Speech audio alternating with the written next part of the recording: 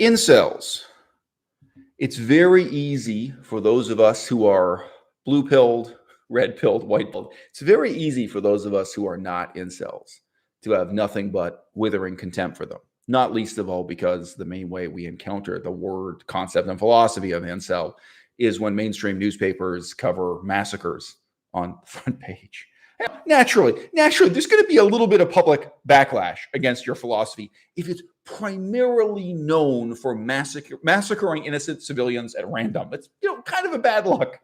When people ask me what my philosophy is, I describe myself as a nihilist. So on that level too, most people have really negative connotations, negative associations when you describe yourself as a nihilist or nihilistic.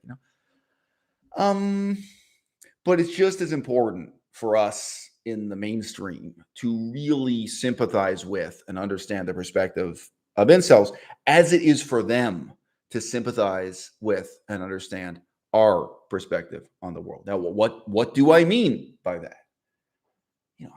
I've flown all over the world. I have had gourmet food in Paris. I've had gourmet food in Beijing, China. I've had gourmet food in Bangkok, Thailand. Not a complete list. I've had gourmet food in Los Angeles, California. And I know food has nothing to do with leading a meaningful life. I know food has nothing to do with happiness in life, unless we're talking about the difference between, starvation and an adequate, healthy diet. Down at that level of the spectrum, food has everything to do with how happy or unhappy you are, right? Whether or not you're able to sleep at night and wake up in the morning without shaking and trembling due to, nutritional deficiency, right? But of course, it's very easy for me, having had those experiences, to say to someone else, look, man, food is not the meaning of life. Food is never going to make you happy. Why are you eating this way? Why are you making yourself obese? Or why are you spending a lot of your money flying around the world, trying to get, that's easy for me to say. And because I've done humanitarian work, I've known people who really lived in poverty where for years they just ate the same food again and again and again, and they couldn't imagine that other life. Anyway, I could tell all kinds of funny stories about that. I did some humanitarian work in Laos. I did a combination of humanitarian work and research in Thailand, Laos, Cambodia. But you can meet people who've lived lives that are so deprived that way. And of course, the irony is when you meet those people, there are foods they were forced to eat as a child that they associate with poverty and deprivation that we consider luxuries. You know what I mean? So you can meet someone in Laos, they consider themselves a poor, disadvantaged person. And they were like, through their whole childhood, they were forced to eat fresh mangoes every day. Mangoes, I remember milk fruit was like that there. Milk fruit, if you can't even buy it. In Los Angeles, it would be incredibly expensive. But, durian, all kinds of exotic tropical fruits, they look down on that. They look down on that stuff. So, I mean, objectively speaking, it's not that there are no pleasures in their life, but they've never had Mexican food. Really, even in Asia, some of them never had Chinese food. Chinese food is something in a fancy restaurant for wealthy adults. And of course, there's looking up at French food. There were French restaurants in their former French colonies like Vientiane, capital city of Laos, and these places. All right. Okay. But my point is here, there's a challenge in sympathizing with the other side. In both ways, it's a challenge. It's difficult for someone who's had a lot of sex and a lot of affection and a lot of attention their whole life to sympathize with someone who's so fixated on their failure in this one area that they can't really even reason through other failures within their life. Like they're blind to some of their own failings, and they're blind to the failings of other people in their movement, because this is such an overwhelming failure. Well, likewise, someone who's just so completely devastated by their relationship to food. I'm sorry if that's a little bit too ambivalent a way to put it, and I'm saying ambivalent rather than ambivalent for a reason. Someone can just be so messed up because of obesity, because of overeating, because of binge eating, and they can be so messed up because of a life of privation and of yearning for things they don't have or have never been able to. You know what I mean? It's very difficult for them to have a detached view towards these things. It's difficult for each side to relate to the other. And you know what? We actually accomplish nothing by hating each other. You know what I mean?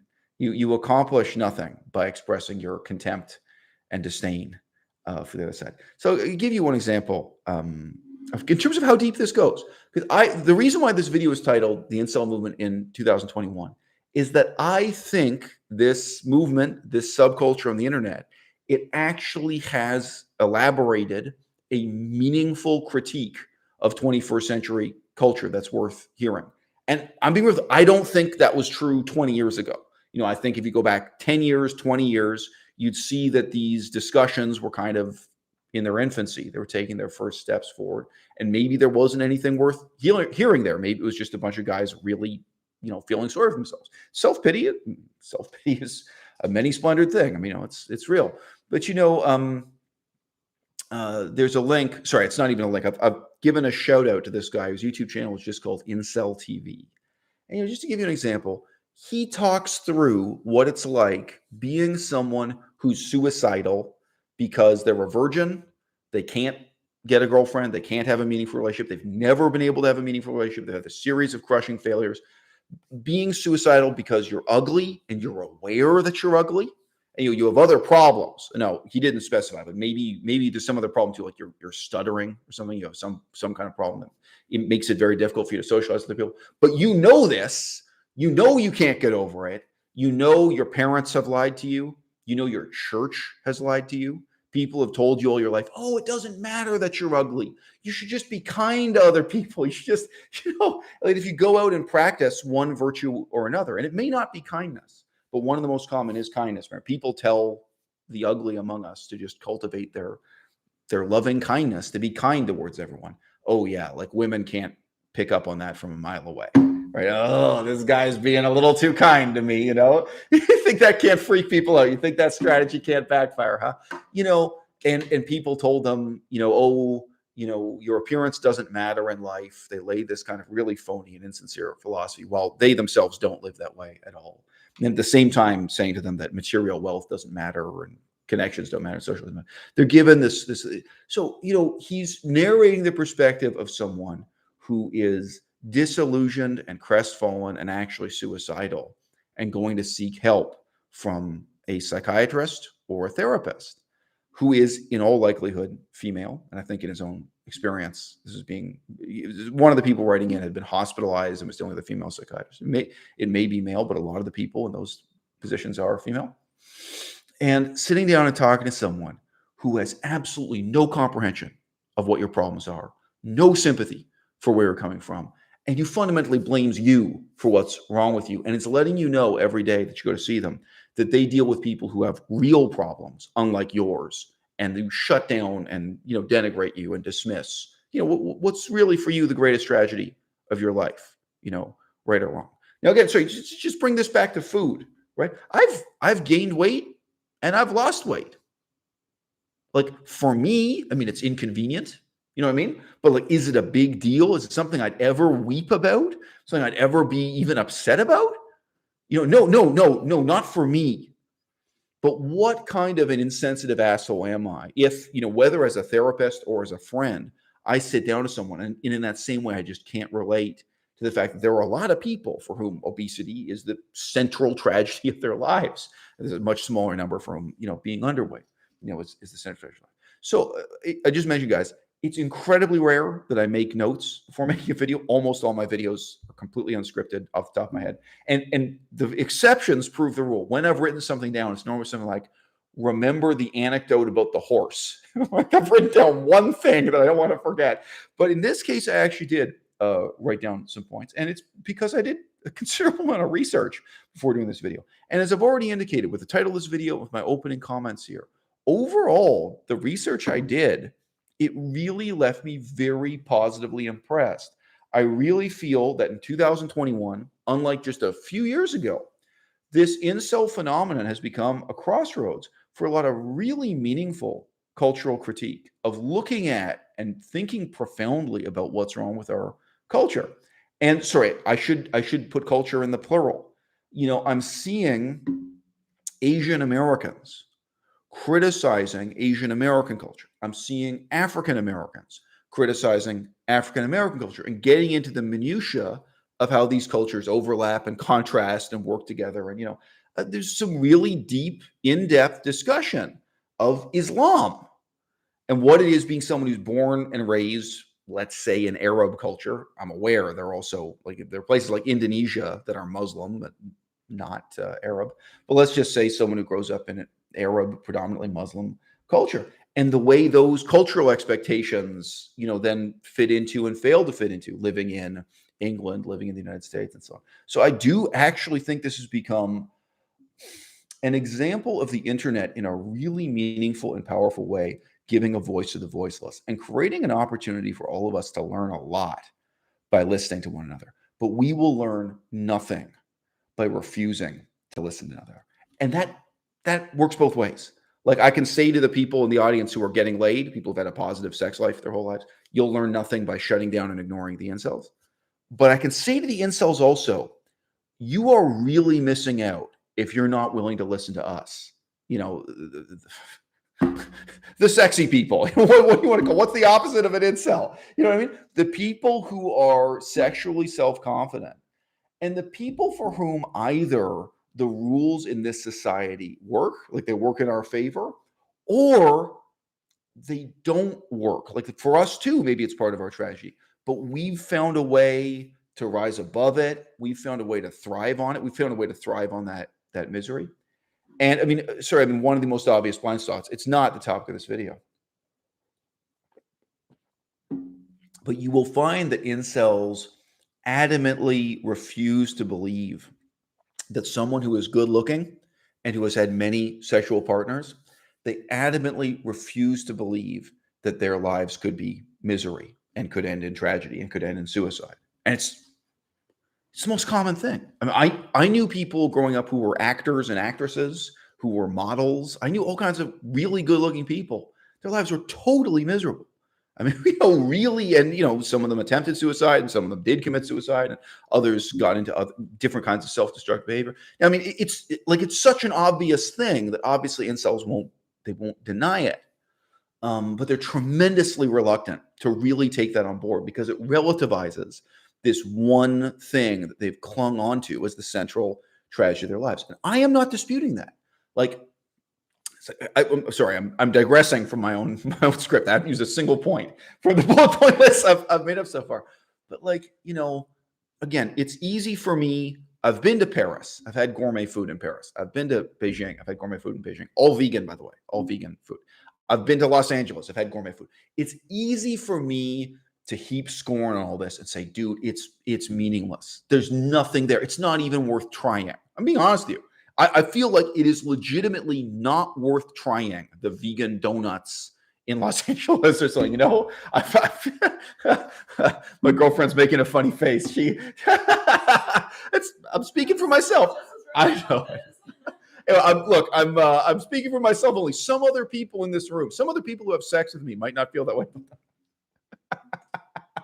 It's easy for me to say this is a relatively meaningless thing, but to ask someone who's either been a lifelong virgin, someone who's never had a single relationship, or someone who has had some sex in their life, but it's all been marred by failure.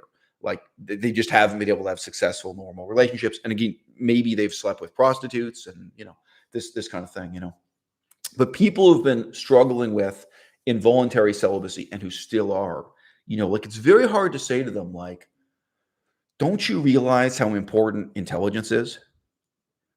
Haven't you ever been in a situation where there's a beautiful woman who wants to sleep with you, but she's too stupid, so you reject her?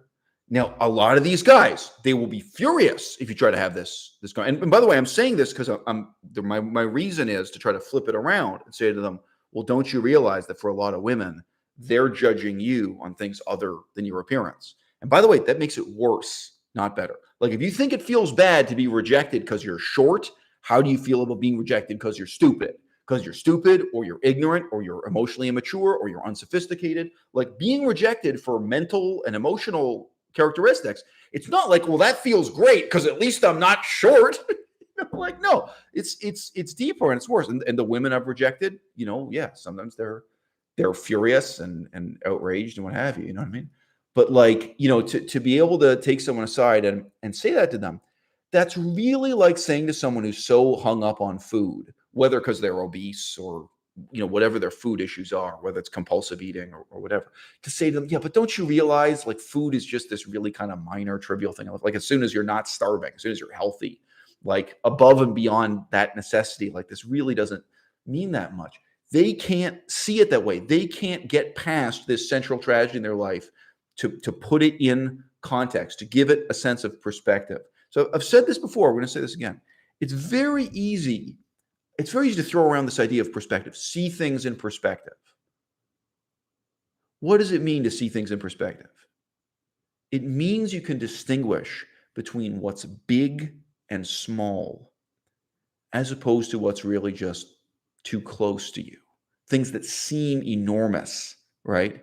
Because of their proximity, because of your lack of distance, your lack of detachment. Right? That's seeing things in perspective. So someone who's a compulsive eater this way, or someone who's grown up in poverty and they always felt this sense of resentment that they weren't able to eat in a fancy French restaurant. Didn't even think about it, but actually my dad was like that, My dad was all screwed up. He grew up, he had a single mom who was an employee at a steel factory. So, it was objectively a poor family, what I want to say. But his mom was employed. They weren't desperately poor. But anyway, and he was always really screwed up about the difference between a restaurant with paper napkins and cloth napkins.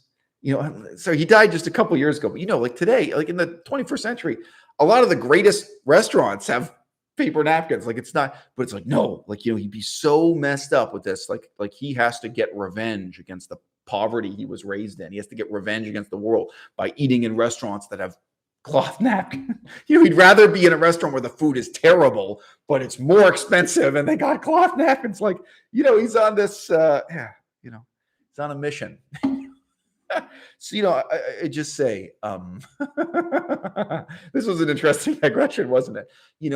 Okay, it's impossible for someone who's basically successful in their love life to say to someone who's unsuccessful, someone who's an incel, who's black-pilled, who's on that spectrum, to say to them, look, if you could get over this hang-up on appearances, you'd realize how important intelligence is, how important ethical qualities are, right? And how important like just being interesting is, finding someone interesting, right? But the point is, and again, it's hard. I'm asking you to sympathize.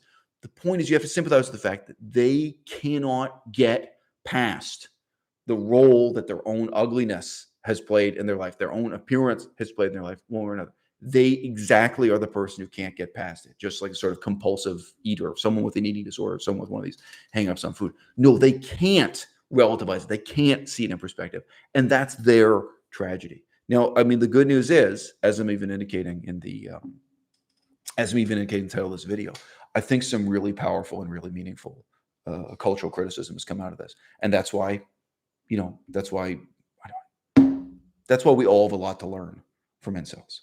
Okay, I'm going to take a moment and just read your comments, guys.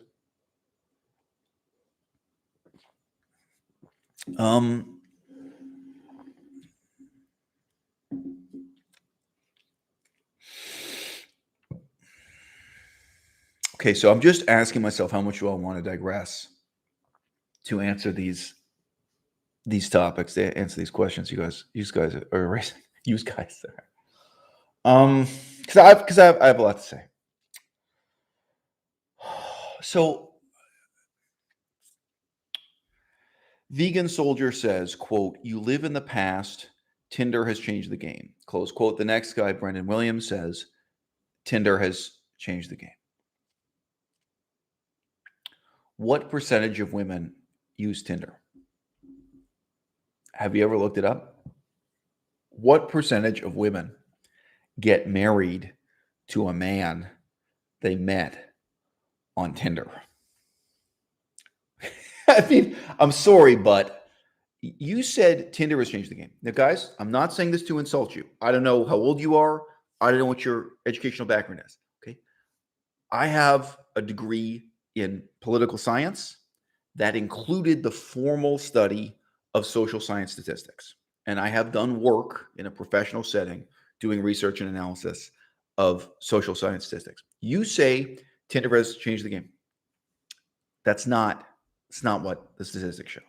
And as soon as I say this to you, all you guys are you're gonna have to sigh or shrug because you all know this is true. What's the single biggest difference between 1975 and 2015?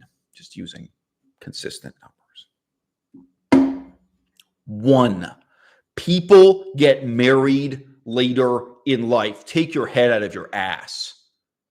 Are you fucking kidding me? Look up the age at which women got married and the age at which they had a kid back in 1975. And guess what? In 1985, it's only a little bit different. 1995, a little bit different again, right? What percentage of the population in 1975 was voluntarily celibate because of religious commitments? By this measurement of religion, the percentage of the population that is religious has plummeted. Okay. Now I'm gonna use a stereotype here. Okay. If you went to an African American charismatic church, this is a bit of an old-fashioned term. Talk about charismatic Protestantism. Meaning that it's a church with music and dancing and a high level of entertainment. So we can pick a sect. It doesn't really matter. A Protestant African American church. If you went to that church in 1975, what percentage of the people in that church were dead serious, very serious about no sex before marriage, and then were very serious about only having sex with the one person they were married to? Today, 2021, if you go to the same church and people are all dressed up, and I'm sorry, but you can see on YouTube, there are some famous rappers like Puff Daddy and whatever. There are all kinds of rappers who go to these churches and it's part of their entertainment, and they seem very pious while they're in that church. How many of those people remain celibate until marriage? How many will be faithful to their wives or husbands or whatever? Okay, you say Tinder changed the game. No, it didn't. Tinder is a lagging indicator, not a leading indicator. Okay. And if you don't know the difference between a lagging indicator and a leading indicator, that's why you don't understand how wrong you are. It's saying that Tinder changed the game, right? Now, let me just say, technologically, Tinder wasn't impossible in 1975. Okay. You could do everything Tinder does by Mimeo. Okay.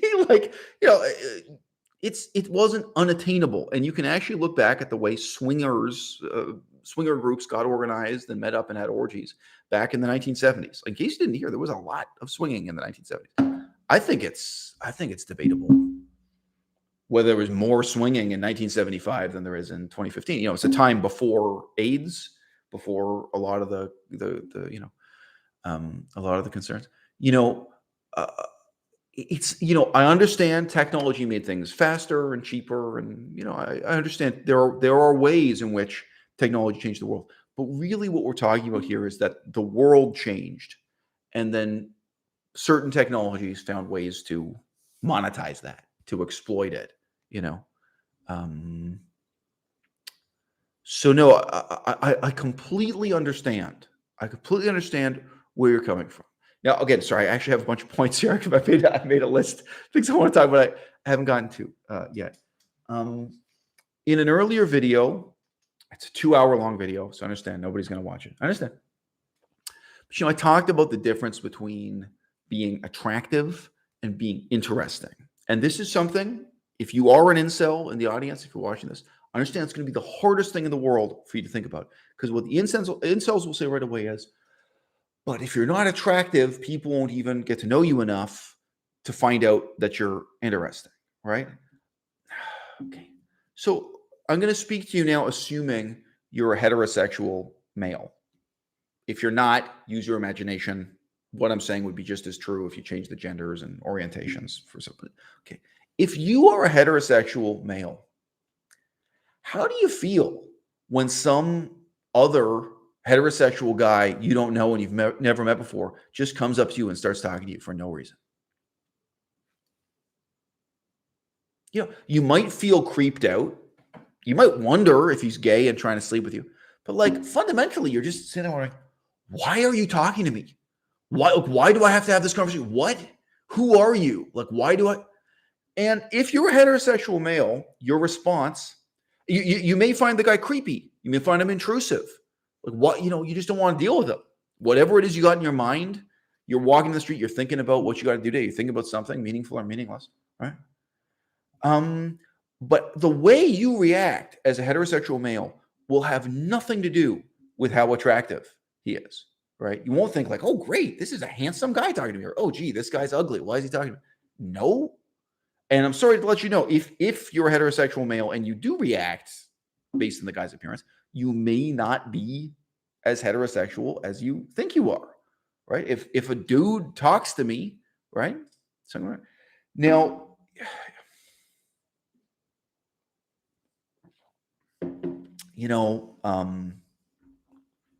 if you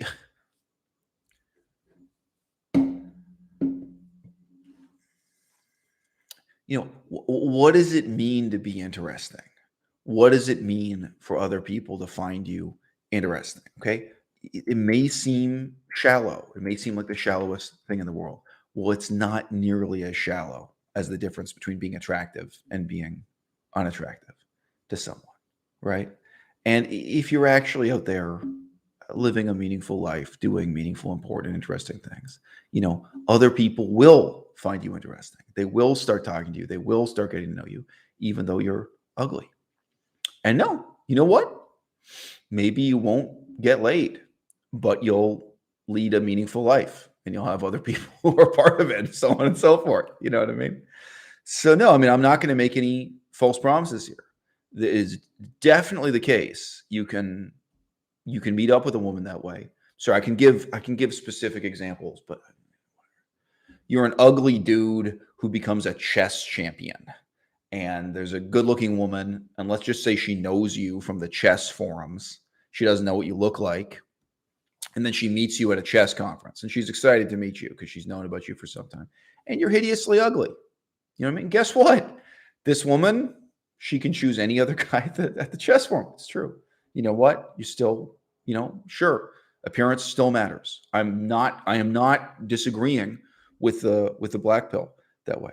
I'm just saying that if you have those kinds of experiences, you're going to calibrate your understanding of how much appearance matters in a different way, because you're going to see physical appearance in the context of people leading a meaningful life and really being interested in one another, for meaningful reasons. Okay, so this is part of my response to this thing about Tinder. Okay, Tinder, both men and women react in a split second based just on seeing a photograph. So I don't know if this is different for you guys. Where I am and on my phone, I don't even see any text with Tinder anymore. It's just a picture. Yeah, so like I'm not saying now if you click a few times or you scroll down, I'm not saying you can't see any text. But in terms of like the way it displays it now, so not all apps are the same that way. I have a distant memory. I haven't been single for a long time, but I can remember in the past there being apps where you get a little paragraph of text and a picture. But like right now on Tinder, I'm sorry if this is different on iPhone versus Android. I don't know. But right now, it's just the picture. It's just, it's just one glimpse of this person. It's true. Tinder is the most extreme, most disturbing example of people making a snap judgment in half a second just based on your appearance. It's absolutely true. Okay. But guess what? So I go to university. All right. And guys, I'm moderately ugly.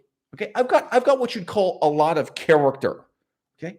Do you have any idea how many women are attracted to me and come over and start talking to me and get interested in me because of the sound of my voice and because I'm saying something interesting in class? Now, yes, you can all jump in and say, oh, well, that's because you're not a 3 out of 10. That's because you're not so ugly that they would.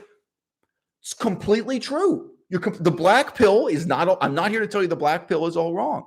The question is what attitude you're going to take towards it and what you're going to do with it. But my point is, the women I'm talking about coming over and talking to me and wanting to get to know me, and some of them take me out for coffee and take me out for lunch. It's happened a bunch of times. Sorry, I'm not going to boast here, but yeah, I have tons of experience with women who are a perfect 10 trying to initiate a relationship with me.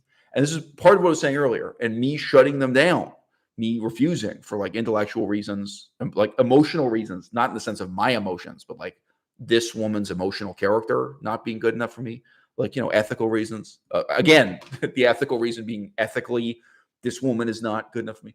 I have that kind of had that kind of experience. So it's easy for me to say this, right? It's easy for me to say, well, your appearance is just one factor. And the fact that you have a good voice and you have something intelligent to say, and what you're saying, that particular person finds interesting. It's easy for me to present that as being a mix. And I understand the position of the incels is this is the central tragedy of their life. They can't get over it. They can't cope with the fact that because of their appearance alone, people won't talk to them, won't listen to them, won't give them a chance. It's a legitimate thing, but obviously they're being blinded to just a more nuanced and complex vision of how all these things fit together. And dude, I get it. If your idea of reality is Tinder only, I guarantee. So the women I'm talking about, the women who responded to me and got interested in me after they heard me speaking, they would have never been interested in me on the basis of my Tinder profile. Never. Absolutely never would have happened. None of them. So look, I get it. Like the black pill critique of Tinder is real, but and I am not even gonna say like Tinder is not real life. Tinder is one part of real life. Tinder is not everything in real life. And sorry, I mean, a lot of these stories, I gotta think about how I'm gonna anonymize them. There was one woman, and I don't think she realized I was the same person she had turned down on Tinder. But there's one woman, and she flirted with me and tried to get at me repeatedly in real life. And she had, she'd given me the thumbs down on Twitter or whatever. Sorry, what that? Yeah, sorry, I'm saying Twitter, Tinder. Sorry, it happens. The point is why. Well, the real life person she knows is interesting. The photograph is not interesting, right? You don't fall in love with the photograph. You fall in love with the whole person. All this stuff. And again, I'm totally self-critical with this. It's easy for me to say, right? For these dudes, for this, black pill incel community, they don't have any of that experience. They can't see it in that context. And they can't even counterbalance the importance of their appearance to the importance of, being interesting, being intelligent, these other things. And sorry, and by the way, guys, some of you might jump in and say, oh, well, being interesting is subjective. Being intelligent is subjective. That's a subjective judgment. You're goddamn right. You're right. You're right. And there's no way you can strive to be objectively intelligent or objectively interesting. You have to strive to lead a meaningful life on your own terms. And then you find out what women or what men also, find you. They share your values. They share your interests. They find that interesting too. They value being intelligent in the way that you're intelligent.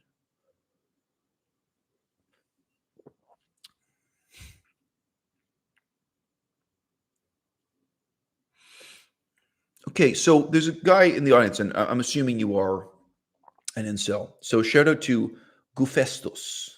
Gufestos, welcome to my live stream.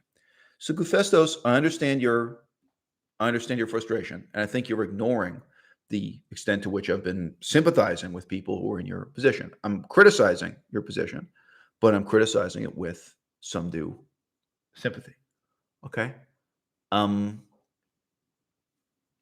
So you asked the question, if a woman could sleep with 10 very attractive men, why would they fall in love with, why would they get married to an ugly guy? You haven't asked them, have you? You don't have that kind of real life experience. Like on some level, that's reality on planet Earth. Have you been to a beach? Like you see beautiful women with ugly husbands or ugly boyfriends, or ones who are much uglier than they hypothetically could do all the time. And if you actually were friends with those women, which no offense, you're not, and I can tell from your attitude, You're not. I mean, you're never going to be friends with those women. They're never going to hang out with you. They're never going to be your friends. No offense. If you knew beautiful women who have a lot of options, they would tell you about why they made the choices in their life that they did.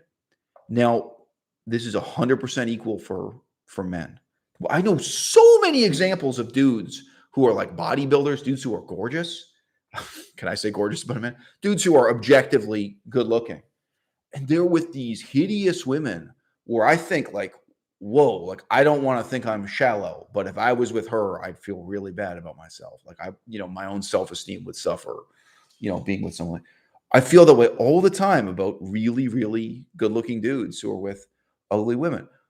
But if you talk to them, if you find out what their perspective is and why they're into this particular woman or what the story is for how the relationship developed, their humanity matters too. Their perspective matters too, right? Now, like again, Gufestos, if I may, already here, there's a dehumanizing judgment built into the way you've stated this objection, right? You're assuming every woman wants to sleep with 10 different guys. Like, you don't know that many women. Like I've known a lot of women who like in their whole life, they didn't even want to sleep with 5 guys. Like their objective in life was to settle down and get married and have kids and have like, it's true. I don't know if I really have known women who wanted to have like one sexual partner for their whole life. I know plenty who did. I know plenty of women where they only had one sexual partner for their whole life.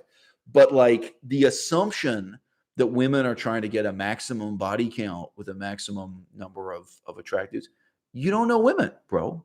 And now again, so there are a lot of kind of self-fulfilling prophecies here.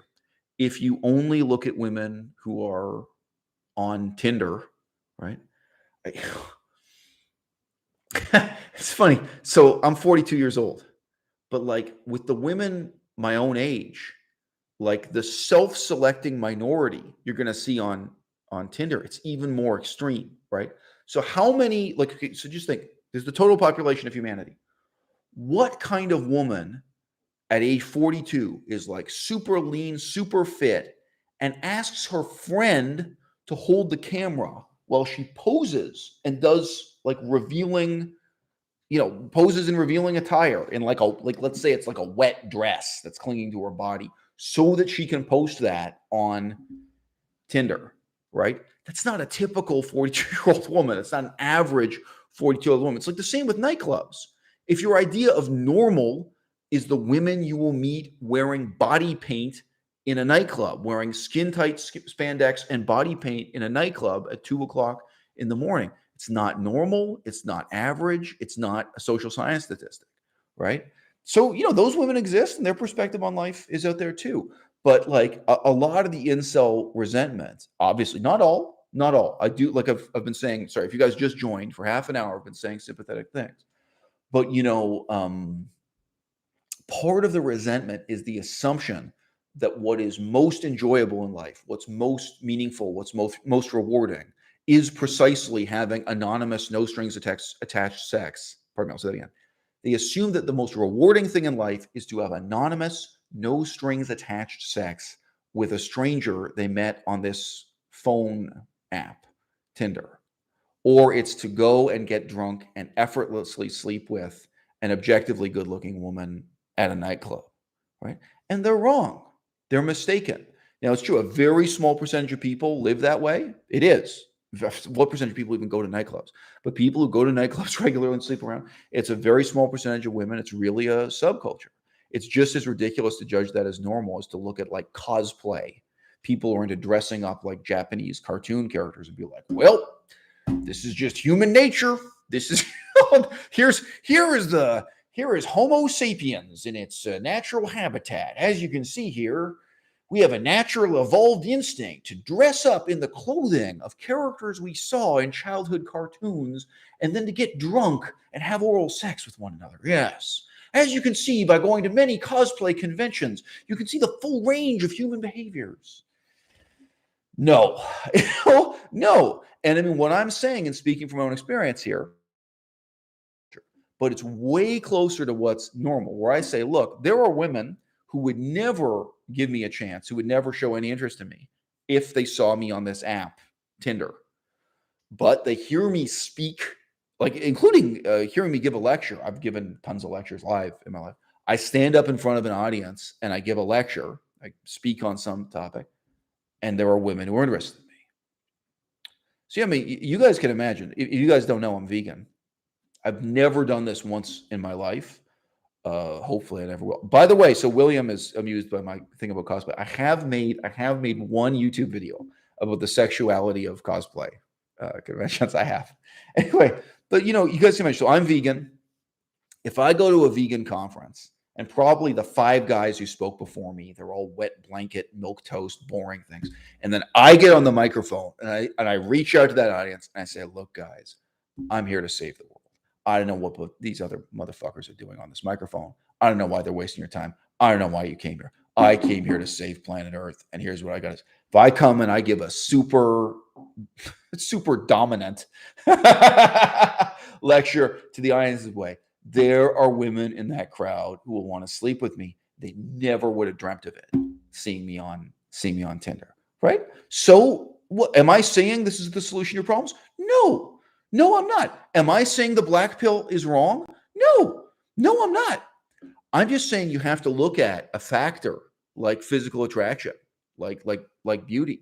You have to see it in this kind of relativized context as just one factor out of many. So now, again, I want to just reaching out to people in the audience. I am responding to what you guys are saying, even though I'm not quoting you directly, right? But also, this refers back to something I said earlier. Okay, I can remember 2 very different women in my life, and these were years apart. Okay, and I would say both of these women were a perfect 10. If you've seen my videos with this, I'm not into rating people on a scale of 1 to 10. I say everyone is either a 0 or a 10. Okay, both of these women were a 10, and they were both pursuing me. Okay, and not at the same time. So, what did they have in common? They believed in ghosts. If you think physical appearance is all that matters, some other guy, when they were talking to one of these women, like I can imagine some dude who just wants to sleep with anyone, or some dude who's desperate, or some dude who's listening. I mean, all you got to say back to the one is, "Oh yeah, baby, yeah, ghosts, yeah. Tell me what you believe," and then I'm going to rephrase it and say it back to you as if I believe it too. Like you can just pretend to be interested in the same crap they're into. You can pretend to believe the same things they believe. You can pretend to have so much respect for that. Like, dude, both of those women was like, "Oh, ghosts, I'm out." I'm sorry, but like who you are intellectually, who you are emotionally, like in so many ways, right? I check out. It's like, no, this woman doesn't have a chance to me anymore, right? So now again, easy for me to say, right?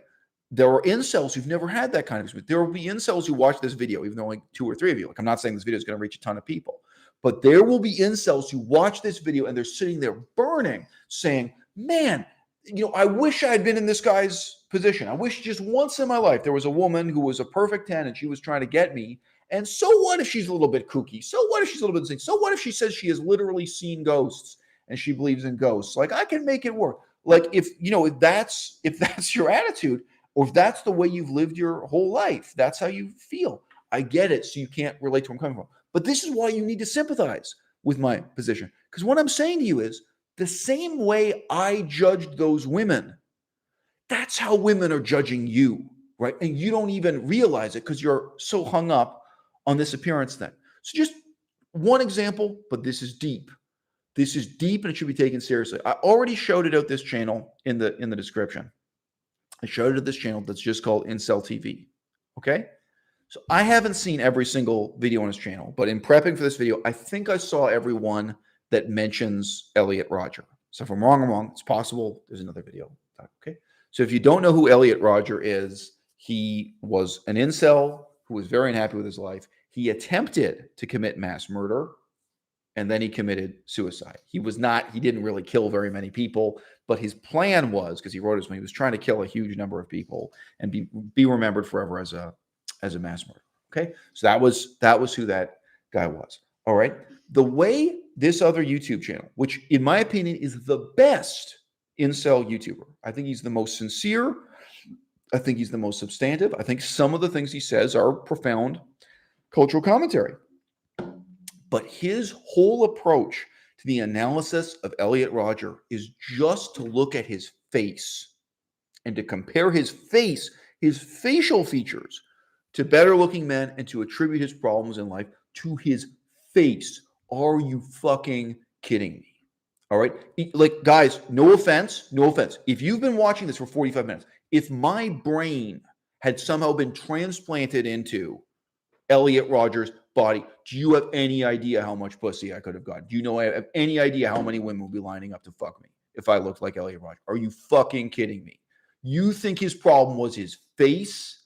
Really? All the same shit I've just been saying about meeting women. Are you kidding me?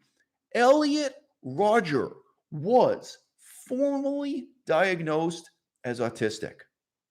He had autism. He was also dishonest as hell.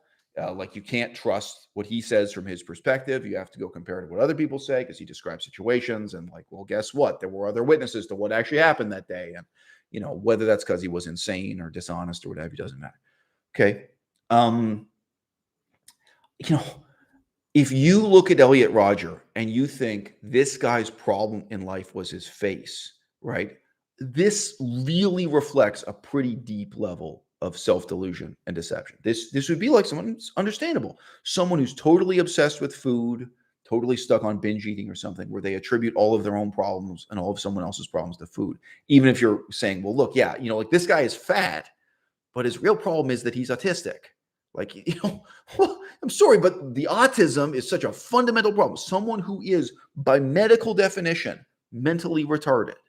You know, you don't think that's a problem. If you have any doubt, that autism is an issue, how would you as a man feel about having a relationship with a woman who was autistic? You don't think that'd be a problem for you? So, like, you don't think it was a problem for women who may have been attracted to Elliot Rodger, like, just on a facial level, but as soon as they start talking to the guy, they realize, one, he's a completely ignorant video game addict shut in who has no interesting experiences in life. He's terrible at conversation. He's terrible at making eye contact. And there's something wrong with this guy. You know, well, guess what? We all found out with time. There was a lot wrong with this guy. I mean, he had violent tendencies and everything else, right? You know, like, I just say, like, it's so glaringly obvious that there are intellectual and emotional aspects to this here game, right? But the incel response is to fasten on to and obsess over appearance, because that's all they care about in themselves, and that's all they care about in women too. You know, it's based on a dehumanization of women. And as the German phrase goes, you know, wie du die Welt anschaut, so shall sie dich wieder an. You know, like, they look on the world this way, this dehumanization of women, and then, you know, it reflects back on them, their analysis of themselves, you know, and it fits into the same terms. They fit their analysis of themselves into the same categories that they apply in the analysis of other women. So, guys, I'm going to take a minute to just look at your comments. So sorry for the dead air. It has to go silent for a minute while I, you know.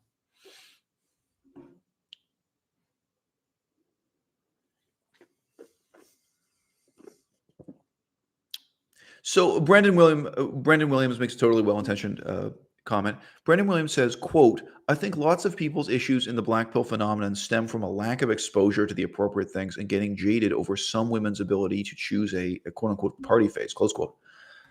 Okay, but Brendan, you know, some people are black pilled because they're black pilled. You know what I mean? Some people are never going to have sex. Some people are never going to get married. They're never going to fall in love. They're never going to succeed. Some people are never going to overcome their problems. Like, even if they could, they won't. Like, even if you and I can sit here and look at a specific person and come up with a series of steps in to take where they could get over their problems, where they won't, right? So I've had friends who were anorexic. Have I had any friends who were massively overweight? I guess. Yeah. Don't give away too much. I tried to anonymize my friends there. Yeah, I mean, I guess I've, the guy in Kunming.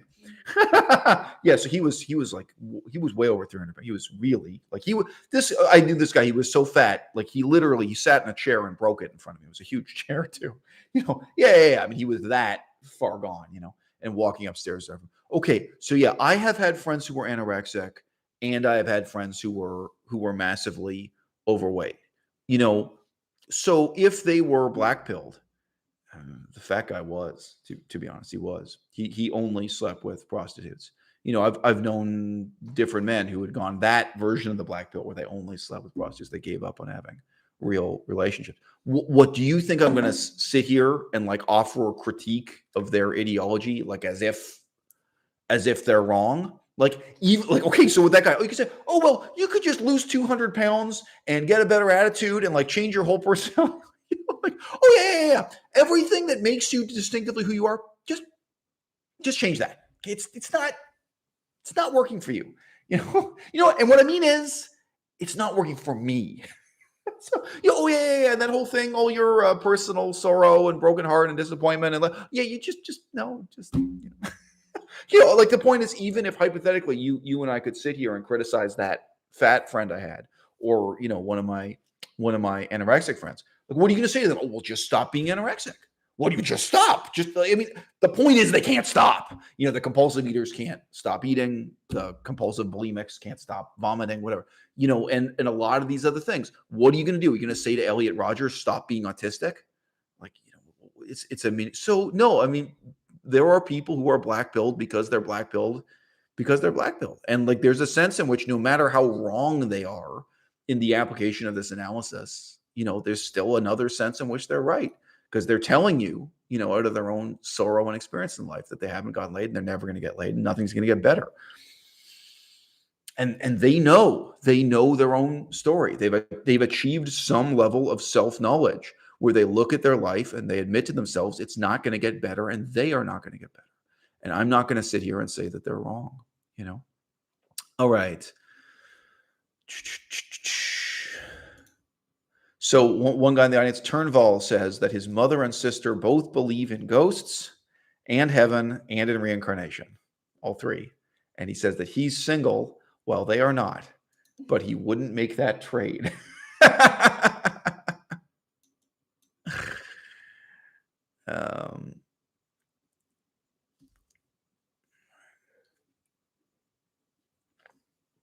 Okay, so last things first here. Most people are experts in their own lives. So it's very hard to accept that. It's hard for people who are therapists, who are psychiatrists. Everyone wants to pretend that they're an expert in someone else's life.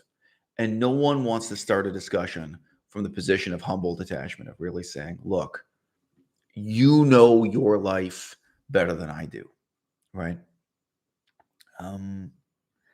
And it's very difficult to talk to someone who is an embittered, suicidal, violent incel, and to start from the premise, look, you are an expert in your own life, if nothing else. Like, I am going to give you credit for knowing your own sorrow and your own misery. And I am going to take what you tell me seriously. If you tell me that your life is hopeless, I'm not going to say back to you, no, it's not.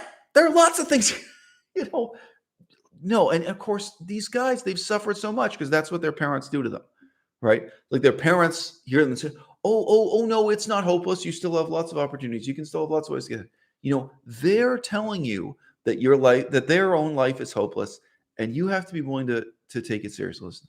Now, I got to tell you something. My problem in life has not been attracting women.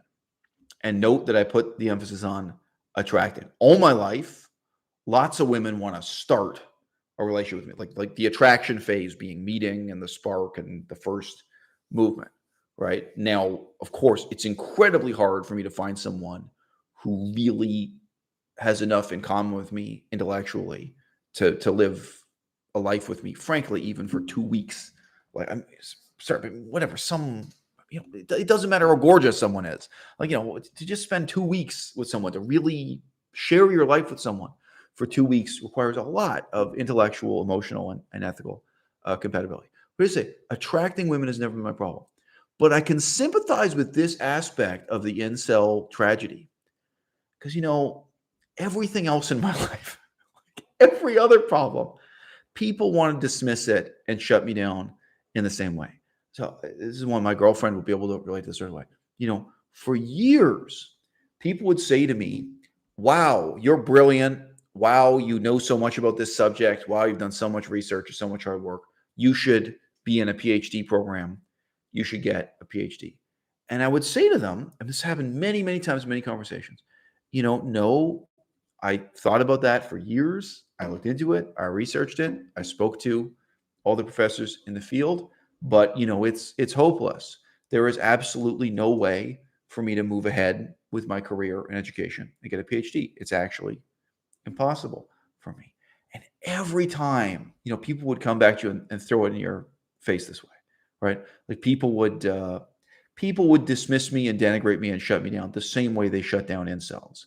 Like when an incel says to someone that they're fundamentally too ugly and maybe too awkward, like too bad at speaking and socializing, that they're just, they're a 3 out of 10 and they can never possibly, get with any women unless it's with prostitutes, which they find denigrating. They don't want to do it. So they're just living in celibacy and they're miserable about it. It's so easy for people to say back, no, you're wrong. No, no, you have lots of options. You have lots of opportunities. So people have said that sort of thing to me in my life again and again. The PhD thing is a great example. And these are people, they've never done 5 minutes of research on how to get into a PhD program on Buddhism, for example. I did research on Buddhism for like 10 years. They've never done 5 minutes of research into what it takes to get ahead in Korean and Ojibwe language studies. I've been in a bunch of different fields where I've done research and where people said I was brilliant and encouraged me to get ahead this way. And they want to act like they're an expert in my life and my struggle. And, so no, it's interesting. But when you really think about what sympathy entails, when you really think about what empathy entails, it means we have to start with a kind of generosity of spirit where I'm willing to take what you tell me seriously. I'm willing to treat you as an expert, in your own life, in your own sorrow, in your own struggle. I'm not going to presume to have more expertise than you do about why it is that your life has come to this point, has come to this tragedy, this sense of hopelessness. Now, look, I can argue against my own position here, guys. So Chickpeas in the audience says, quote, yeah, you just got to agree with them, offer compassion, sympathy, and empathy, close quote. But look, Chickpeas, black-pilled people are still black-pilled because they're black-pilled. Like that, I'm arguing against my own position here. All the sympathy in the world won't actually solve their problems, and it won't even make them feel better about it. So shout out to the couple of incels we got in the audience. I don't know if the other guy got so furious that he left already.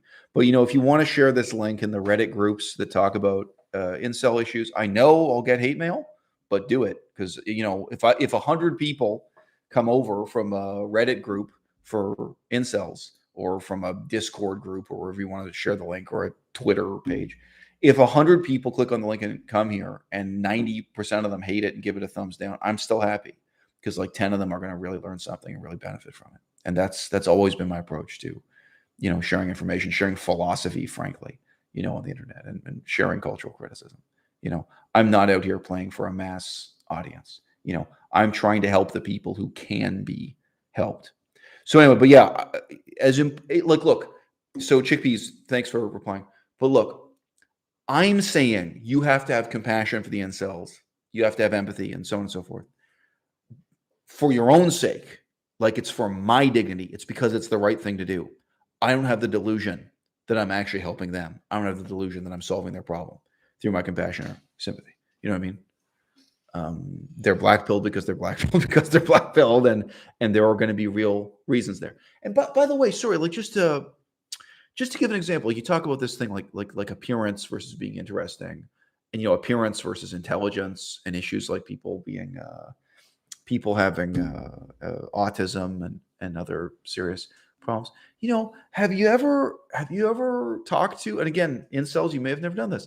Have you ever approached a beautiful woman, and like at a distance, she looks beautiful, and you start talking to her, and then she has some kind of weird twitch, like she has like a problem with her nervous system. She has like compulsive, twitching.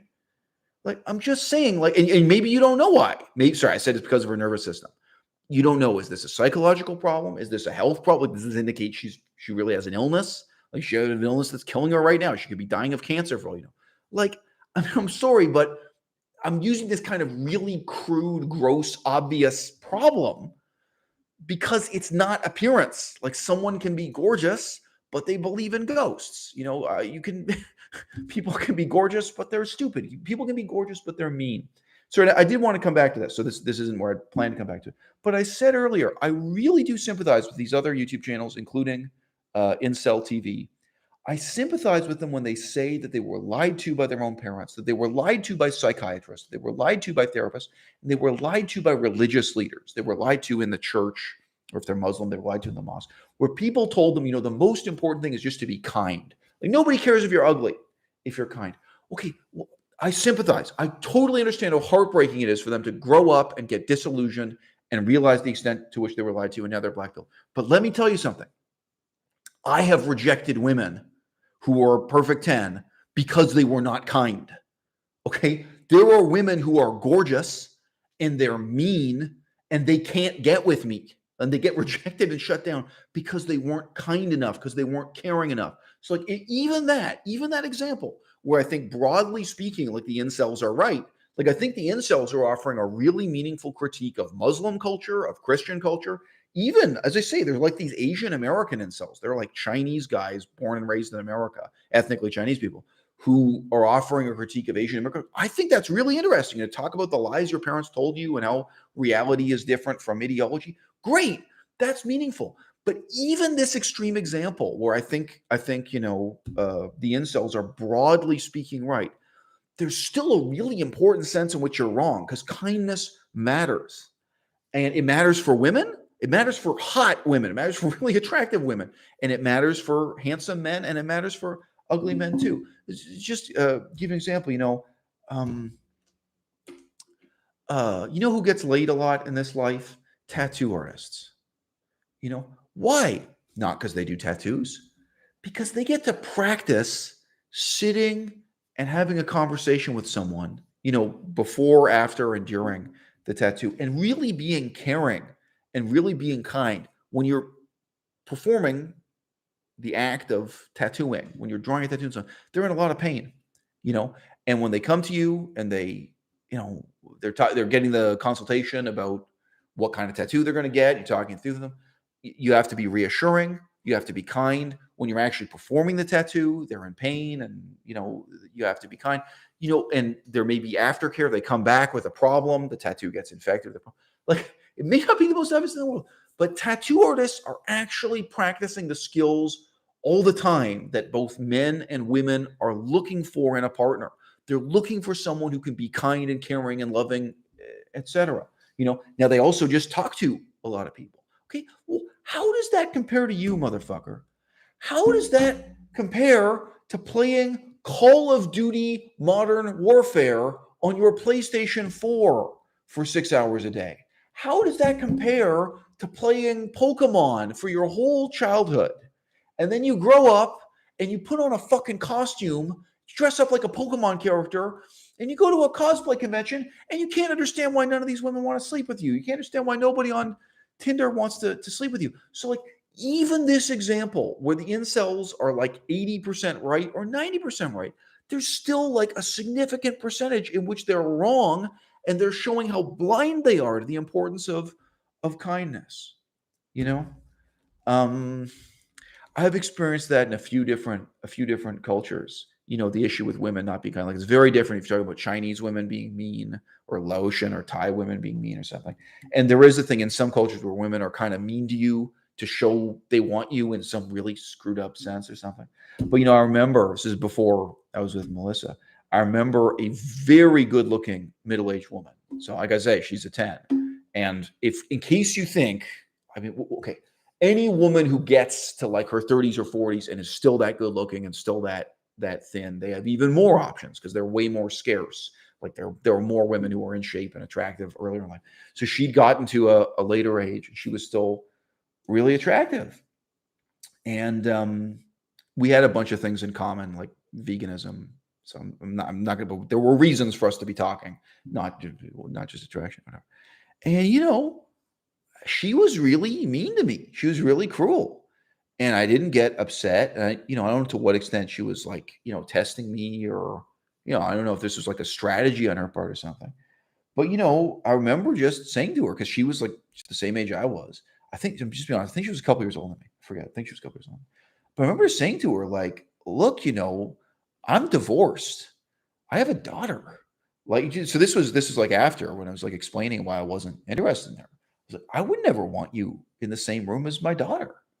Like, you're really mean. Like, I don't think I said it in those terms. I think I said it, but I said it very simply. I said, you're not a kind person. You're not kind. You're not caring. And yeah, I'm going into this really expecting a very high level of kindness and caring. So just saying, most people never say that. Most people never explain to you why they reject you. They never have a conversation after the flirtation ends or the thing doesn't work. Normally it doesn't happen. But you don't think there are women who feel that way about men? Like, this guy is mean. This guy is not kind. He's not caring. This is not like, maybe the woman is a single mom. This is a guy I'd never want to be around my kid. Women feel that way all the time. You don't think women felt that way about Elliot Rodger? Like, this is a really mean, demented, screwed up guy who spends all his time playing video games that involve shooting and stabbing people or whatever. And, what do you know? He's not a nice guy. So, again, like, we have to have sympathy for the incels. But the incels may really not realize how important it is for them to have sympathy for us, for our perspective. And guys, fundamentally, you want to live in our world. Like, the sexy people aren't knocking on the door trying to get into the incel world, right? Like, if there's a bridge between two islands, it's all the people on your island. It's all the people on the black pill incel island who want to come over the bridge and join our island and live with the sexy people. The people who are getting laid and having meaningful relationships and who are happy with their lives in that way. The rest of your life may be a tragedy, right?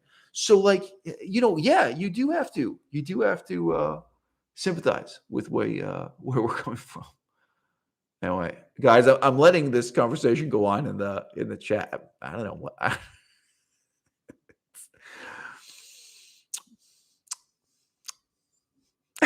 Well, it is what it is. I mean, you don't need. Anyone who's willing to listen to me talk is welcome to post their opinion, and we get to hear contrasting perspectives this way. So this is taking inspiration from that said. So someone just commented that veganism is a privilege. Okay. How about being blue-pilled? What if being blue-pilled is a privilege? So what? Like, yeah, you're right. You know what? Yeah, I own this. Look at my privilege, bro. Yo, check out how privileged I am. This is beautiful. I don't even know if this costs $10. We gotta, yeah. But yeah, look at this beautiful. Look, bro. Look at my privilege, bro. Look, bro. I got jars. Yo, bro, Joe. Yo, check out my privilege, yo. Yo, man. Yeah, this is like oregano, man, bro. I got all kinds of jars, bro. Yeah. Yeah, you know what? Oh, like, dude, I got kettle privilege. And guys, I know what it's like to live a life where you ain't got no jars and you ain't got no kettle and all your possessions fit in a backpack and you don't know where you're going to be 2 or 3 months from now or whatever. I know what it's like to live rough, bro. Yeah, bro. Check, what is this? How would you describe this color? Seafoam green. Seafoam green. Okay. Agree to disagree. Yeah, and I got a girl who disputes the color of my kettle with me. Like, bro, yeah, I got all kinds of privilege, bro. So what do I do with my privilege? Oh, I'm vegan. I'm not going to deny there's a level of privilege you need to be vegan. Of course. So what, bro? Okay, if you had enough privilege to be blue-pilled, if you had enough privilege to live that better life that you resent others for having, would you do it? Or like, would you out of privilege be black-pilled? Like, like, what's the point? What's the point of your yeah. Anyway, I don't mind. These guys are cracking me up. That's good, man. Invite more incels to join the chat. Share the link, and I mean, after this live stream ceases to be live, I'd be totally happy if this gets up to an audience 90% of whom hate it, because the other 10% will really benefit from hearing this side. Yeah. All right. So okay. I do think another deep, meaningful part of the incel critique of mainstream culture is just insisting on the overweening importance of physical appearance and beauty in our lives in the 21st century. So I agree with that critique because I'm also morally opposed to it. I have made videos recently talking about this from other perspectives. The video with Andrew Cuomo in the title, the critique of the morality of Andrew Cuomo, it talks a lot about the contrast between like hiring someone because they're beautiful as opposed to hiring someone because they're qualified. So that's a great video. It's also like an hour-long discussion of that. But check out the Andrew Cuomo video for some more reflections on that. I do think that's a really deep, really meaningful, really necessary part of the incel discourse and of the black pill discourse. And they're agonized about it because what they have to say is their own parents lied to them about this. Their school teachers lied to them about this. Their religious leaders lied to them about this. You know, appearances do matter. And so many things in our society are decided on the basis of sex appeal that shouldn't be. Now, I want to tell a short story here. My girlfriend, Melissa, who is a good-looking woman in the prime of her life. She's a 10. She is. No. Okay, so look, so you want to blush. You think Melissa's not a 10. Look, babe, you know, so there's a subjective 10 and there's an objective 10, right? Like to me, she's a 10. Okay, so let's get into this real brief. What does it mean for someone to subjectively be a 10 out of 10? And then what does it mean for them to be objectively a 10 out of 10? Okay, she's subjectively a 10 out of 10 because I'm willing to embarrass myself to initiate a relationship with her. I'm willing to take risks to initiate a relationship with her, right? So now, like when I say that, obviously in real life, it could just be like you have a coworker and you like them, but you don't like them enough to like risk getting fired or screwing up your job situation or having to quit, you know, to start a relationship with them. Like you don't like them enough, maybe even to invite them out to lunch and let them know how much. Okay, well then they're not a 10. Subjectively, they're not a 10. Because if they were a 10, you'd say, fuck this job, like there are things more important than your job, right? You say, look, if you really think this is someone you can love and be in a relationship with for the rest of your life, they're a perfect 10 to you. That's a 10. So, the subjective 10 has to do with, am I willing to get out of my comfort zone? Am I willing to really take risks or make sacrifices to be with this person? So to me, she's a 10. But so that's the subjective measurement of 10. The objective measurement is way easier, which is that in any social context, in any workplace, or in like a university where there are a couple hundred students around, there would be multiple men vying for your attention at any given. Yes, absolutely. It's absolutely true. So, I mean, like if you go back to university to learn Chinese or something, if you go back to university, there will be multiple guys circling around and figuring it out. Now, if they know you're married, if they know, of course, that's different. Of course, that's different. But the point is, in the absence of that information, yeah. So that's an objective 10, period. Right? So everybody is either a 0 or a 10, in my opinion. That's also why I sympathize with these black pill guys. Like I get it. When they say they're a 3 out of 10, I'm only disagreeing, saying, no, you're a 0. I'm sorry, but like my judgment is even more harsh. Nope. Either you're a 0 or a 10, bro. There's no in between. So I'm in that specific respect, I am more black pill than black pill. You know what I mean? Anyway, so look, Melissa is a good-looking woman in the prime of her life, and she has been considering getting a career in the stock market. Okay. Now, I say has been. She seems less interested in it today than she was 6 months ago, but maybe in the next 6 months, it's not clear how interested she is in that career. So I was looking around on the internet. I forget exactly what I was Googling. I might have been Googling specific colleges she can study at or program, something related to this. And I got an unrelated Google search result. And it was a good-looking young woman who looked similar to Melissa. Not like a striking resemblance, but like, you know what I mean? Like somewhat similar looking woman in the same time of life. And she was apparently already an accomplished stock market analyst with a position on one of these TV stations presenting her analysis of what's happening in the stock market. So I thought, oh, you know what I'll do? Like, just to encourage my girlfriend, to encourage Melissa, I'm going to Google this woman. I'm going to look up her LinkedIn profile, like her resume, her CV. I'm going to look, where did she go to college? Or like, what credentials did she get? Like what, did she, so there, if you guys don't know about the stock market, there are specific special courses you can take, specific credentials you can get. Just, you don't have to go to university for it. You can just take these specialized courses. So I look this woman up, and it's so black pill, and what you find is she had no credentials. She had no work experience. She had no interest in the stock market or economics whatsoever. She was just a good-looking actress who was hired for this job to present herself as a stock market analyst just because of her appearance, just because of her sex appeal. I wouldn't. She wasn't that good. I'm sorry. She wasn't like amazingly gorgeous, but like you look at that and you think, okay, there are two perspectives of that. Some people look at that and say, well, you know what? I feel that that's okay for the weather reporter on the news. The woman who reads out the weather, presents you with the sun. Like, it's okay to hire the weather reporter just on the basis of being sexy or attractive. But I don't feel that's okay for the economist, for the stock market. That should be someone who has education, experience, Okay, but the other person, that's one perspective. My perspective is I don't even accept it for the weather reporter.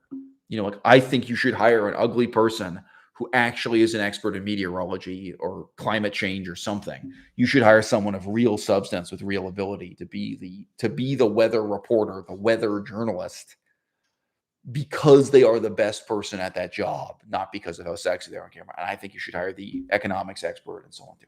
So yeah, I just meant that was one of those black pill moments. So I have a whole other video talking about that, the extent to which people are even hired as lawyers. Like, people are hired for really powerful positions in politics and everything else on the basis of how attractive they are, and bank tellers and everything else. And it sickens me. I think it's a really fundamental evil in our society. And it seems like the incels are the only people who care about it. I mean, the feminists don't care. Why isn't there? Like, seriously, no. So the next example I give will drive this home. You know what I'm saying? So look, I got complaints that I'm not interacting with the chat. Look, homie, you have to interact with me. I don't have to keep up with you. You have to keep up with me, homie. You have to write stuff that's worthwhile for me to respond to. That's on my level. I don't have to come down to your level. And let me say, this is not Twitch. You are you accustomed to Twitch streamers? You think I'm going to sit here and jiggle and give half-sentence responses to what you guys say? No, homie. If you want to talk to à-bas-le-ciel, if you want to talk on à-bas-le-ciel, you rise to à-bas-le-ciel's level. À-bas-le-ciel does not sink down to the level of complaints in the chat. So look, it's cool, but I'm glad to see you guys are hashing it out. Okay, so I got a name for you here. If you don't know who I'm talking about, you can Google this real quick.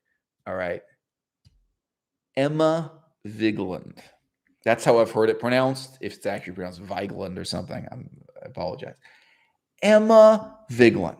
Okay, this is the most black pilling example on planet Earth, and it demonstrates that the feminists don't give a fuck about this. Okay, whew.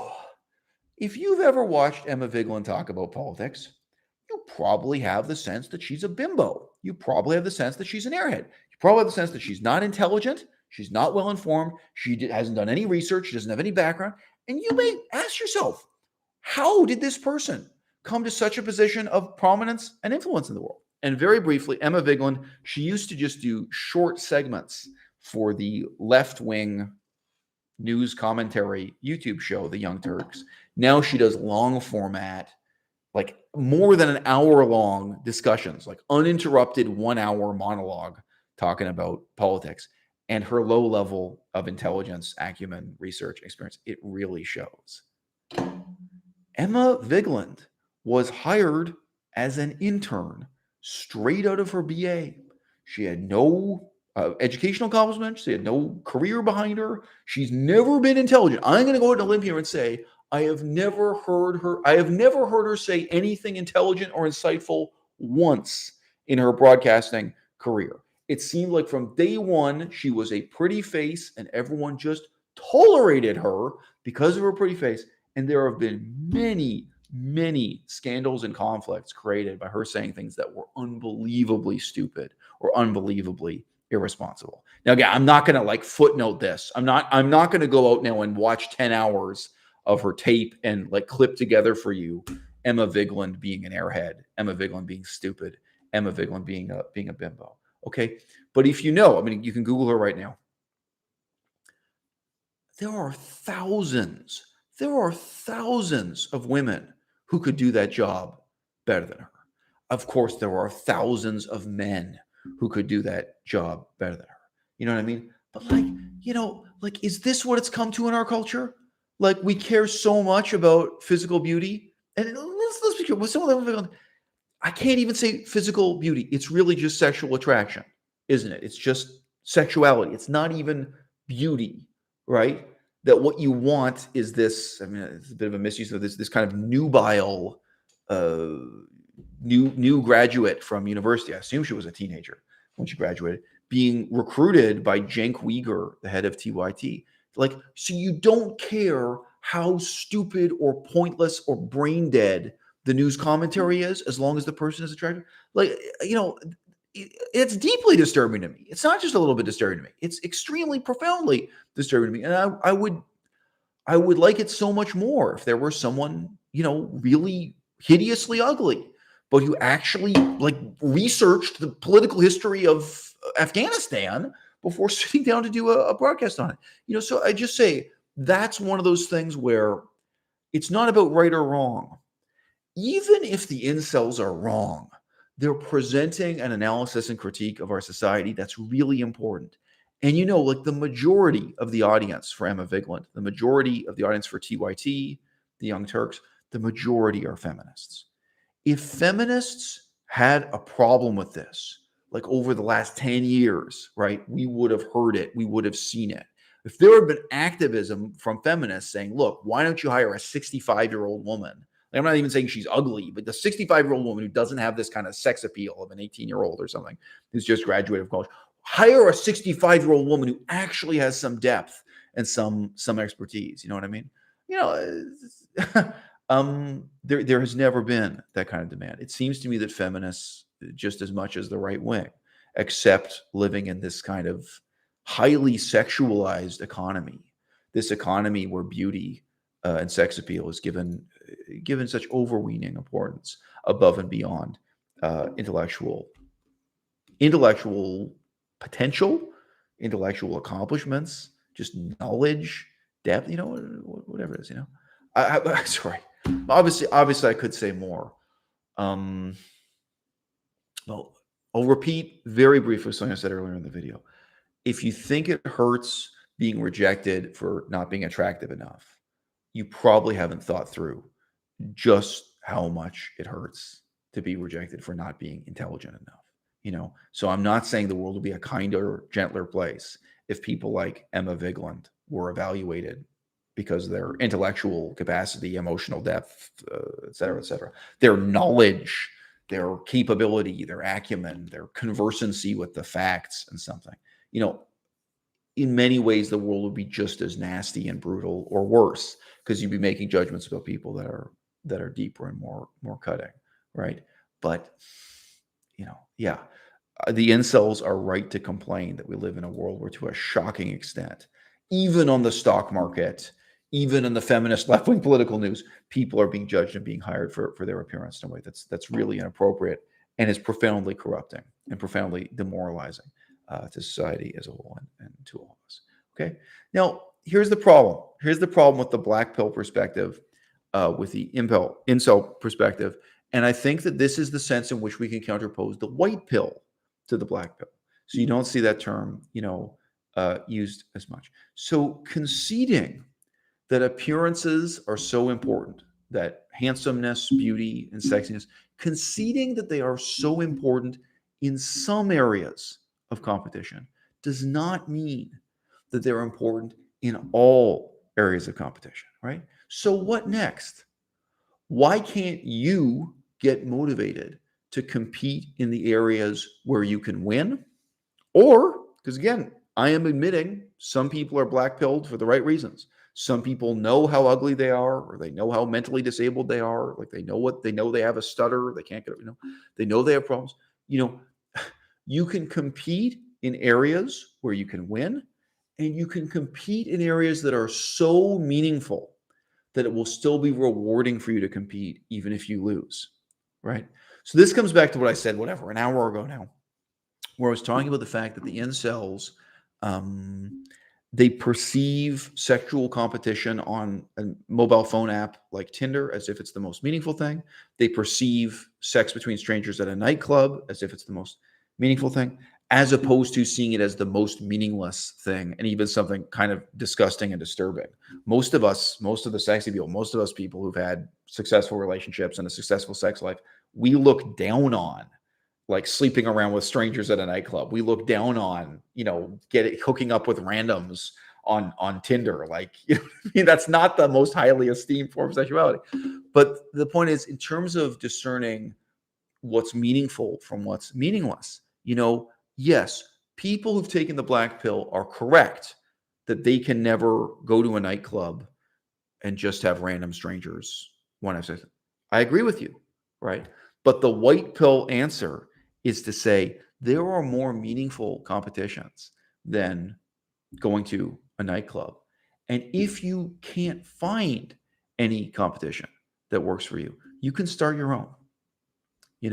So the most fundamental problem is actually passivity.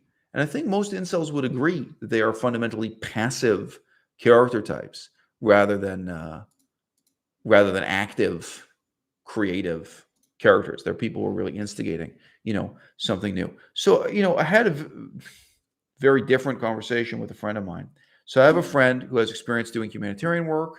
His experience in emergency medicine, so helping people who have bullet wounds and broken legs, this kind of emergency medicine, And he was telling me that he applied to cooperate with Médecins Sans Frontières.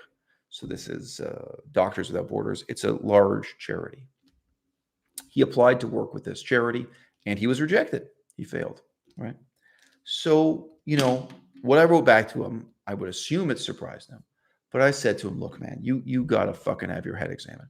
Why are you, at this age, at this stage of your life, why are you looking to work for somebody else at all? You have to create your own charity. You have to be your own boss. Like, you have to initiate. You have to take the initiative, and you have to take on the responsibility. I said, it would be such a waste of your time and such a waste of your potential to be working for this other charity, for this other agency, instead of starting your own.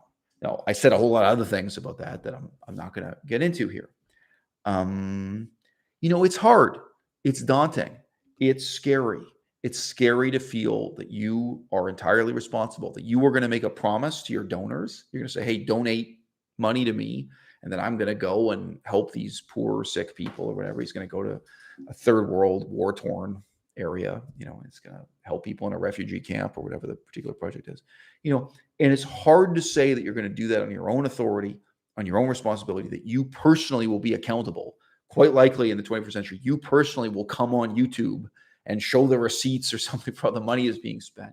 That you are asking people to trust you, and that you're going to give the orders. You're not going to follow orders. You know what I'm saying?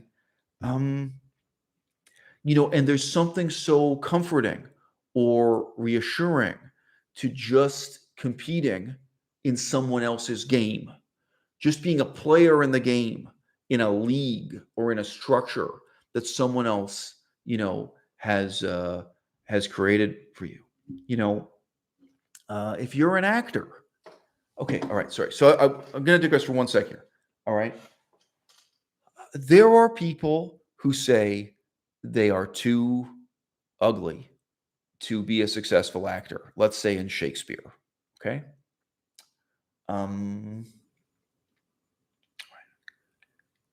I made a video before saying, look, if you are in a wheelchair, there are all these YouTube channels telling you to chase after your dreams, just move to Los Angeles and start going to auditions, and don't worry that you're in a wheelchair. Just just think positive. It'll be fine. I'm willing to say to you, you know what? The black pill is right. If you are in a wheelchair, you are never going to, no matter how great an audition you do, there is no way you are going to be in a Broadway production of Shakespeare. There's no way in Los Angeles you are going to be cast to play the role of Hamlet in a production. I'm sorry. Like, the black pill in this sense is right. You know what I mean? And, there is a question. If you're talking about someone who's really ugly, well, there are roles for ugly people. There are villains in Shakespeare. It's sad, but it's true. There are people who are ugly, and you're going to say, look, you are never going to be Hamlet. But if you're good at this, like if you're really great at performing Shakespeare, if you really know your stuff, you know what? There are some roles you can get in Shakespeare. You can be Caliban. You know what I'm saying?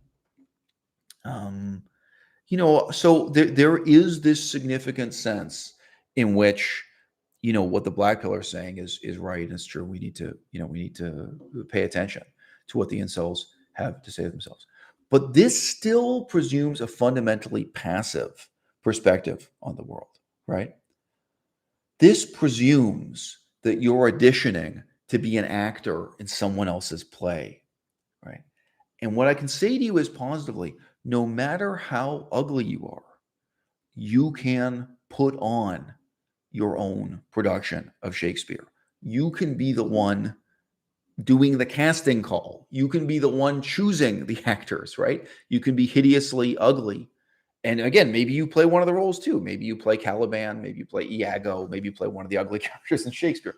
No offense. If you're ugly, if you're the person who has the verve, the tenacity, the initiative to make your own game, to make your own competition, to be inviting others, and then you also have to be caring and kind and encouraging and positive to others. You know what I mean? If you're taking on that role, it requires a lot of the kind of social skills that incels lack.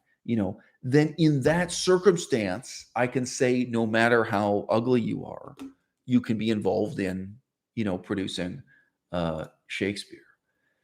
So, last things first and first things last. Why is it that incels are so passive? I think it is entirely fair to say that the tragedy of the 21st century that incels demonstrate for us is the video gamification of life, right? And the reason why they cling to Tinder as an example of all their problems and everything that's supposedly wrong with women and everything that's wrong with the culture is that, of course, Tinder so much resembles a video game, right? This is the reduction of human sexuality to a video game. And it doesn't occur to them, hey, if I really get out and start doing something positive in the world, even if it's a failure, right? So, guys, in case you hadn't heard, there's this civil war in Syria. It's been going on for 10 years, since 2011. Okay, if you're an incel right now and you're watching this video, do you think you would still be an incel if you had been organizing your own charity, your own humanitarian agency on the Syrian border, let's say, somehow helping Syrians in Syria or immediately adjacent in refugee camps on the border? If you had been devoting your time and energy to that for the last 11 years, do you think you'd still be an incel? Think about the kind of intellectual development, moral development, like really ethically you change as a person, the kind of emotional development, the kind of depth you'd have, the ability you would have to stand at a podium at a conference and talk to people in a convincing and moving way about the experiences you've had in the last several years, where you stand up and say, look, when I first arrived in Syria, this was my perspective. And now here's what I understand that I didn't understand before. You don't think if you could speak in that moving way to people about something that really matters, that there'd be some woman in that crowd out there who really responds to your voice and your perspective and feels some kinship for you? I think that some people are black-pilled for the right reasons. I think there are some people who are black-pilled and they can sincerely say that they are so ugly or, they're so autistic, like, they may have a mental disability like autism, that they can say honestly that, no, I'm wrong.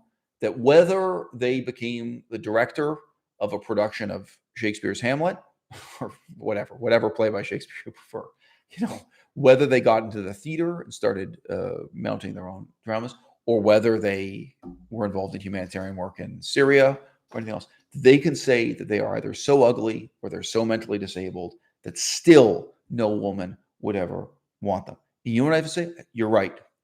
I believe you. It's your sorrow, it's your suffering, it's your story, and you are an expert in your own life. And I am in no position to tell you that you're wrong. If you think you're that ugly, or you're that disabled one way or another, you're that incapable of communicating with people verbally, you know what? You're right. I agree with you. But here's where I'm right.